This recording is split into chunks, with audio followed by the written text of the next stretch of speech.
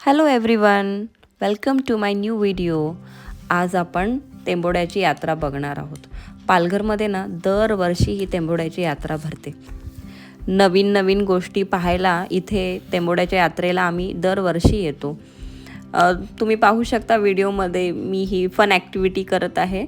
Instant mehndi लावून घेत आहे आणि माझ्यासोबत स्पंदू पण आहे. त्यालाही त्याच प्रकारे काही ना काहीतरी टॅटू काढून हवा होता. यात्रेमध्ये धमाल येते, लहानपणीच्या आठवणी ताज्या होतात. तुम्हाला आवडतं का यात्रेला जायला? जत्रा म्हणता, यात्रा म्हणता, काय म्हणता तुम्ही? मला कमेंटमध्ये नक्की सांगा. आणि तुम्ही सुद्धा जर पालघरमध्ये राहत असाल तर दरवर्षी या टेंबोड्याच्या यात्रेला नक्की या. छोटी छोटी दुकानं तुम्हाला खूप तुमच्या आठवणी ताज्या करून जातील. गावाकडच्या यात्रेंची ही मजाच वेगळी असते.